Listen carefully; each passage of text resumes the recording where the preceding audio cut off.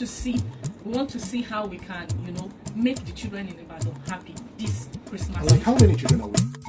Ìṣẹ̀lẹ̀ tó ṣẹlẹ̀ nìbàdàn níbi táwọn ògo wẹrẹ ti kú, ìṣẹ̀lẹ̀ tó kánilára ni ọba nínú jẹ́. A ò ní rírú eléyìí mọ́ o. Queen Naomi a bá ọ kẹ́dùn púpọ̀. OJO AWOGBEMI Máyégún AKÉWì Oòduà, ìṣẹ̀lẹ̀ tó ká mi lára ni. Gbogbo ọlọ́mọ tó pàdánù ọmọ sínú ìṣẹ̀lẹ̀ yìí, mo bá yín kẹ́dùn káríkárí. Ìbànújẹ́ bírú eléyìí a ò ní rírú rẹ̀ mọ́ láyé. Olúwa ọba yóò tún kálukú nínú takọtabo.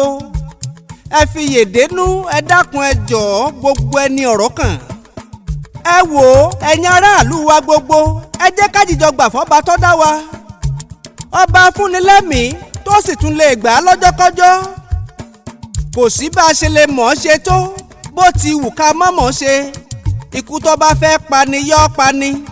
Ìṣẹ̀lẹ̀ tí yóò ṣẹlẹ̀ tí kò fi pàwọ́ ẹ̀dá láyé èèyàn kankan kì í mọ̀.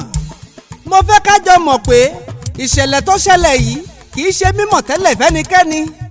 Ṣẹ́ni tó fẹ́ fúnni lóúnjẹ ọ̀fẹ́, tó fẹ́ ṣèrànwọ́ fáwọn òbí lórí àwọn ọmọ wọn tẹ́bi ń pa la fẹ́ dá lẹ́bi ni. Ṣérú ẹni tó fẹ́ gbọmọlà kọ́mọ mọ̀ bá kúkú ebi, ṣó lè fẹ́ káwọn ọmọ bẹ́ẹ̀ ó kú bí? Àbáwọn òbí tí ń wá gbogbo ọ̀nà táwọn ọmọ wọn fi róúnjẹ jẹ, ṣáwa lè pé wọ́n kọjá àyè ni. Ọ̀rọ̀ tí ń bẹ nílẹ̀ yìí ẹ jẹ́ àfòye gbé ká tó dá sẹ́jọ́ ọmọ Nàìjíríà. Ẹ̀kọ́ ńlá gidi rèé fún gbogbo aláṣẹ ọ̀fẹ́, gbogbo ṣoore-ṣoore. Ká múra gidigidi ká tó ṣoore, kó oore mọ̀ bá àdìbí mọ́ wa lọ́wọ́. Ẹni ayé bá ń yẹ lọ́mọ ènìyàn wọ́tọ̀ lẹ́yìn. Bọ́rọ̀ bá yíjú tán, ijó àjùmọ̀jó yóò di tolóore nìkan ṣoṣo. Queen Naomi dákun mọ́ bọkàn jẹ́, ọba arínúróde ọmọ ohun tó rò lọ́kàn. Ẹ̀yin aláṣẹ gbogbo, ẹ fi yèdénú o. Ẹ jẹ́ kájọ gbà pé àmúwọ́ Ọlọ́run ni. Àwọn ohun gbogbo tó yẹ ká ṣe kírú eléyìí ó mọ̀ bá wáyé mọ́ ni ẹ jẹ́ á ṣe. Ká ṣiṣẹ́ lórí rẹ̀, ẹ dákun. Ẹ̀yin aláṣẹ gbogbo, ìjọba ìpínlẹ̀ Ọ̀yọ́ ẹ kú ọ̀rọ̀ ènìyàn. Ó jọ mí lójú o pé a tún ráwọn òpònú, àwọn dìdìrìn èèyàn ọlọ́pọlọ kíkú tí wọ́n tún ń bú àwọn ìyá ọlọ́mọ tí wọ́n lọ wọ́nà àti jẹ fọ́mọ wọn. Àwọn akídanidání ń bú wọn pé ṣe ni wọ́n ń wáfà tí wọ́n fi jèrè òfò, pé kó àtẹnujẹ lọ́pàá wọn.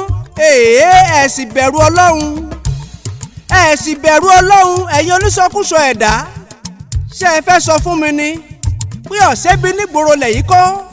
Àbẹ́yìn ò mọ̀ pé lọ́wọ́lọ́wọ́ ebi ń pọmọ Nàìjíríà.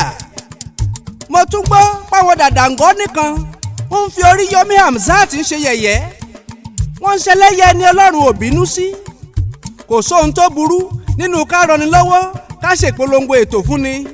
Apẹniwá jẹun l'ORIYOMI HAMZAT kò bẹ́kú níṣẹ́. Ẹ ṣíwọ́ ṣẹlẹ́yà rẹ̀ mọ́. Bólúwọ́ ti tu àwọn òbí ọmọ nínú lóhun tó kù lọ́rọ̀. Well, gẹ́gẹ́ bí mo ti sọ, ẹ jẹ́ ká gbà f'Olúwa. Ohun tó ṣẹlẹ̀ ti ṣẹlẹ̀. Ẹ̀pà òbóró mọ́, k'Ọlọ́run ó ṣàánú àwọn ọmọ tó bá kú lọ ni. K'Ọba Allah ó tu àwọn òbí nínú. Kó bá wa dẹ́kun ìṣẹ̀lẹ̀ àjálù. OJO AWOGBEMI Máyégún AKÉWì Oòduà lèmi jẹ́. Mo sì tún padà bọ̀ tó bá tún yá. Queen Naomi, Ọlọ́run ó gbàkóso fún ọ. Oore ò ní dibi mọ́ ọ lọ́wọ́ mọ́. Queen Naomi ó borí àdánwò.